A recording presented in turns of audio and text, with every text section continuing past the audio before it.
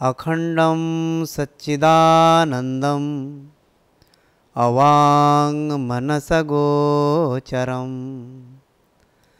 आत्मानमखिलाधारम् आश्रयेऽभीष्टसिद्धये।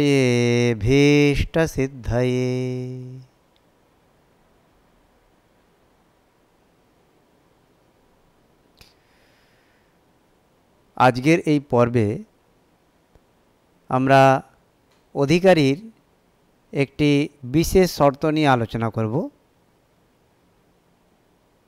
সেটি হলো উপাসনা। ইতিপূর্বে সাধক যে ত্যায্য কর্ম সেগুলোকে ত্যাগ করেছেন, নিত্যকর্ম করছেন এবং প্রায়শ্চিত্ত কর্ম করে তার মনকে স্থির এবং শুদ্ধ করেছেন।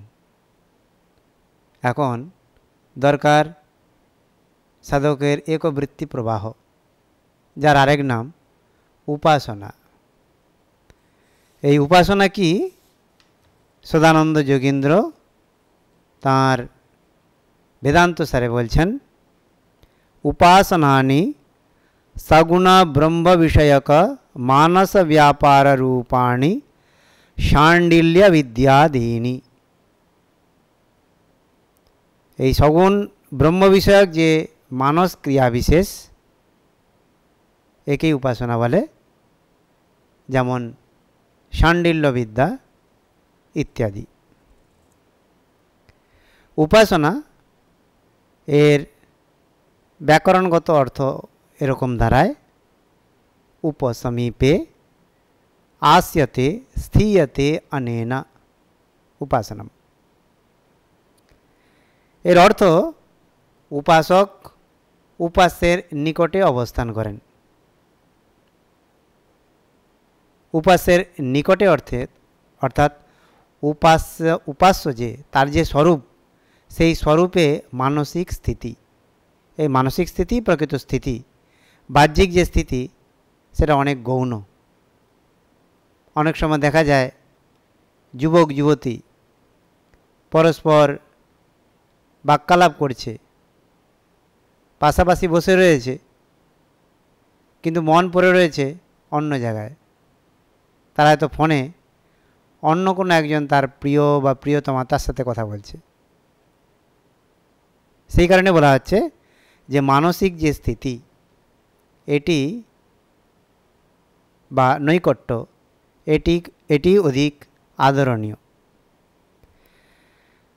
এখানে বলা হচ্ছে যে সাধক উপাস্যের বিষয়ে চিন্তা করতে করতে এমন তদাকারে কারিত, এমনভাবে তিনি তার দ্বারা জারিত হয়ে যাবেন যে অন্য চিন্তা প্রবাহ আর থাকবে না। এই রকম চিত্তের যে স্থিতি সেটাই উপাসনা। এটিকে গুছিয়ে এরকমভাবে বলা যায়, শাস্ত্রবোধিত সগুণ ব্রহ্মে দীর্ঘকাল সমাদরের সঙ্গে চিত্তের স্থিরতা সম্পাদনই উপাসনা। এই উপাসনা দুরকম হতে পারে, এটা সকাম আর নিষ্কাম। সকাম উপাসনার ফল হিরণ্যগর্ভাদি প্রাপ্তি, আর নিষ্কাম যে উপাসনা এর ফল হচ্ছে চিত্তের একাগ্রতা। এই উপাসনা সগুণ ব্রহ্মের কথাই বলেছেন। নির্গুণ ব্রহ্মের উপাসনা অপ্রসিদ্ধ হলেও কোথাও কোথাও এর উল্লেখ রয়েছে। পঞ্চদশীতে এর উল্লেখ রয়েছে। পঞ্চদশীকার গীতার একটি শ্লোক উদ্ধৃত করে বলছেন, यत् सांख्यै प्राप्यते स्थानम तद योगैरपि गम्यते। অর্থাৎ নীতি নীতি বিচার অর্থাৎ জ্ঞান পথে যেমন নির্গুণ উপাসনা সম্ভব, তেমনি যোগ পদ্ধতিতেও সম্ভব। জ্ঞানের পথ এবং যোগের পথ, অর্থাৎ যোগ মাধ্যমে নির্গুণের উপাসনা সম্ভব হয়। এই উপাসনা কীরকম তার উদাহরণ দিতে বলা হচ্ছে, যেমন শাণ্ডিল্য বিদ্যা ইত্যাদি। ছান্দোগ্য উপনিষদে ঋষি শাণ্ডিল্য এই উপাসনার পদ্ধতি কিছু কিছু বর্ণনা করেছে। যেমন সর্বম খলবিদম ব্রহ্ম তজ্জলানীতি শান্ত উপাসীত अत खलु क्रतुमयः पुरुषो यथा क्रतुरस्मिन् लोके पुरुषो भवति तथेतः प्रेत्य भवति स क्रतुं कुर्वीत। এই যে অখিল জগৎ তা ব্রহ্মস্বরূপ। কারণটা কি? তজ্জলান ইতি, অর্থাৎ তজ্জ তল্ল ও তদন, অর্থাৎ তার থেকে জাত হয়, তার থেকে মানে এখানে ব্রহ্ম থেকে, এবং তাতেই লয় প্রাপ্ত হন এবং তদন তাতে স্থিতি লাভ করেন। অর্থাৎ আদি অন্তে এবং মধ্যে ব্রহ্ম ভিন্ন আর কিছুই নেই। অতীত বর্তমান এবং ভবিষ্যৎ সমস্ত কালব্যাপেই এই ব্রহ্ম অবস্থান করছেন। এটি জেনে সাধক শান্ত রাগদ্বেষ বিহীন হয়ে তিনি ব্রহ্মে তার চিত্তকে নিবিষ্ট করবেন, উপাসনা করবেন।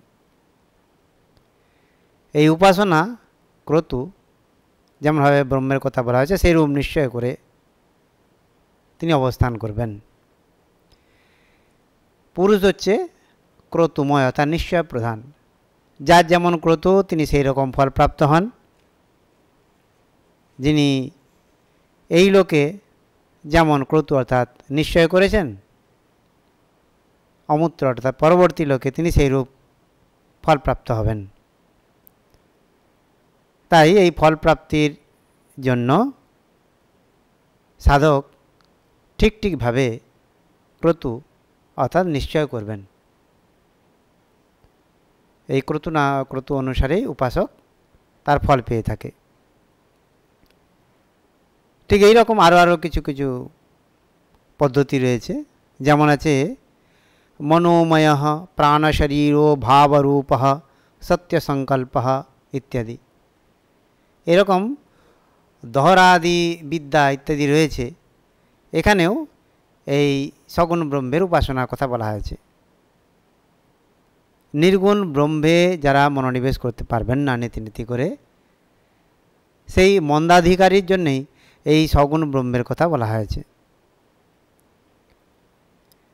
এই সগুণ ব্রহ্ম যে উপাসনা, এটিকে বলা হচ্ছে মানস ব্যাপার, অর্থাৎ বাহ্যিক যে ক্রিয়াকলাপ তার থেকে বিচ্ছিন্ন করবার জন্য, আলাদা করা দেখানোর জন্যে বলা হয়েছে এটি মানস ব্যাপার। আমাদের জ্ঞান সেটাও মানস ব্যাপার, উপাসনা এটিও মানস ব্যাপার। কিন্তু এই দুইয়ের মধ্যে তফাৎ রয়েছে। তফাৎটা হচ্ছে কি, যে জ্ঞান মানস ব্যাপার হলেও এটা ক্রিয়াত্মক নয়।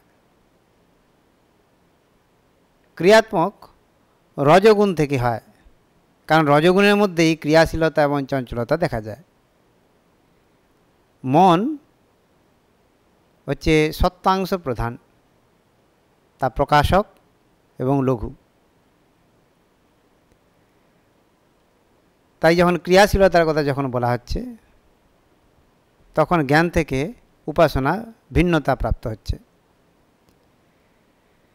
এর আরও কিছু কিছু তফাৎ রয়েছে। যেমন জ্ঞান এটা বস্তুতান্ত্রিক, আর যে উপাসনা এটা কর্তৃতন্ত্রের মধ্যে আসে, ক্রিয়ার অধীন, বিধির অধীন। কর্তৃতন্ত্র কি? এটা হচ্ছে কর্তা করতে পারে, না করতে পারে, অন্যরকমভাবে করতে পারে। কিন্তু বস্তুতন্ত্র তার যা স্বরূপ তাতে অবস্থান করে। এরকম করা না করা, অন্যরকম করা, এটা সম্ভব নয়।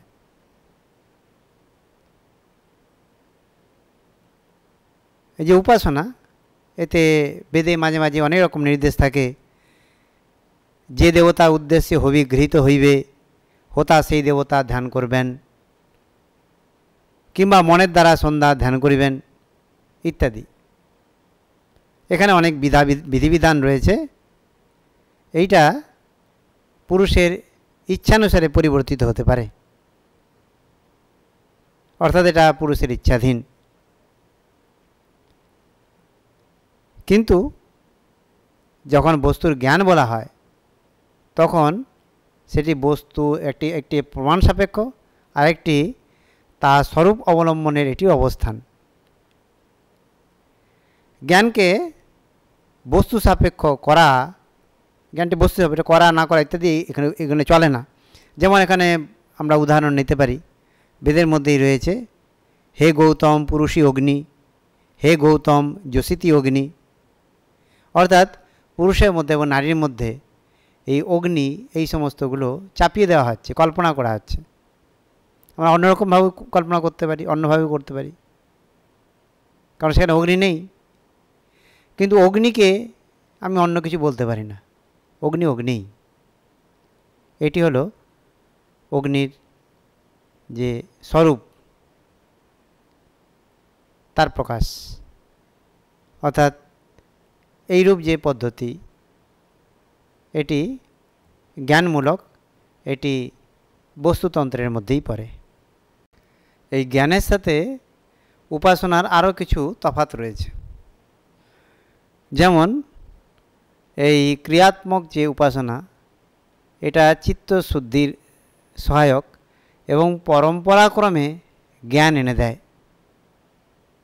কিন্তু জ্ঞান সাক্ষাৎভাবেই আমাদের যে মুক্তি, তার সাক্ষাৎ কারণ। উপাসনা এই জ্ঞানোৎপত্তি সহায়ক মাত্র। অনেক সময় এই যে নিধিধ্যাসন এবং উপাসনা, এটাকেও অনেক সময় গুলিয়ে ফেলা হয়। এর মধ্যেও পার্থক্য রয়েছে। উপাসনা আমরা জেনেছি যে ইষ্টের যে চিন্তন, শাস্ত্র এবং গুরু উপদেশ লাভ করে সেইভাবে চিন্তন, অর্থাৎ ভাবনা, এটি উপাসনা। আর নিধিধ্যাসন মননপূর্বক নেতি নেতি করে যে নির্গুণ যে ব্রহ্ম, তাতে মনোনিবেশ। এই নিধিধ্যাসনের যে ফল, উপাসনাটা হচ্ছে তার সাধন। এই যে ব্রহ্মজ্ঞান বা মুক্তি, এই নিধিধ্যাসন তার সাক্ষাৎ উপায়, আর উপাসনা দূরস্থ উপায়। শাস্ত্র উপাসনার জন্য নির্গুণ, নিরূপ, নির্বিশেষ ব্রহ্মকে আনন্দময়, হিরণ্যশ্বরু ইত্যাদি বিভিন্নভাবে বর্ণনা করেছে, যাতে সেটা মনের সীমার মধ্যে আসতে পারে, উপাসক যাতে সেটা নিয়ে চিন্তা ভাবনা করতে পারে। আর ঋষি শাণ্ডিল্য তিনি এই নির্গুণ নিরুপাধিক ব্রহ্মকেই সর্বকর্মা, সর্বকাম, সর্বগন্ধ, সর্বরূপ, সর্বরস ইত্যাদি বর্ণনা করে, বিশেষিত করে সেই নির্গুণ ব্রহ্মকে সীমায়িত করে উপাসকের অনেক নিকটে এনে দিয়েছেন। মূল কথা হলো এই যে প্রতীক উপাসনা ছাড়া মন্দাধিকারী এই নির্গুণ ব্রহ্মের দিকে এগিয়ে যেতে পারে না। এতে উচ্চ নিচ্চ ইত্যাদি এরকম ভাব নেই। সামর্থ্য অনুসারে প্রত্যেকে ধীরে ধীরে এগিয়ে চলবে। প্রতীক আমাদের খুবই সহায়ক। যারা প্রতীকের বা এই সগুণ ব্রহ্মের উপাসনা না করেই অযথা যারা নির্গুণ ব্রহ্মের দিকে ঝুঁকে পড়ে, তাদের অধিক কষ্ট হয়ে থাকে।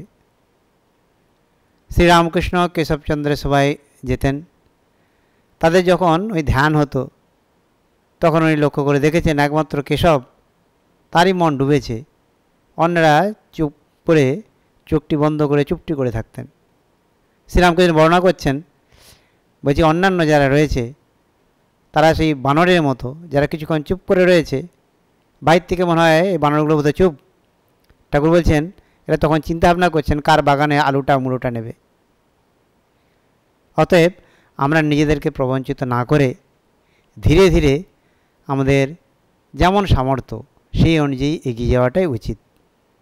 শাস্ত্র আমাদের এই পথ বলে দিয়েছে, এটা কোনো নিন্দনীয় ব্যাপার নয়। আর এই প্রতীকের যে উপাসনা এটিও নিন্দনীয় নয়, এটি শাস্ত্র অনুমোদিত। শাস্ত্র বহু অভিজ্ঞতা মাধ্যমে তাদের উপলব্ধি দ্বারা যা উপলব্ধি করেছেন সেইটাই সাধারণ মানুষের কাছে, যারা সাধক, যারা ওই পথে এগিয়ে যেতে চায়, তাদের উপদেশ করে গেছেন। বহু বছরের এই সাধনার ফল কখনোই সামান্য হতে পারে না। আমরা যেন তাদের অভিজ্ঞতাকে মর্যাদা দিই এবং আমাদের নিজেদেরকে যেন সেই উচ্চ অবস্থায় উন্নীত করতে পারি। ওম শান্তি শান্তি শান্তি। হরি ওম তৎসৎ। শ্রীরামকৃষ্ণার্পণমস্তু।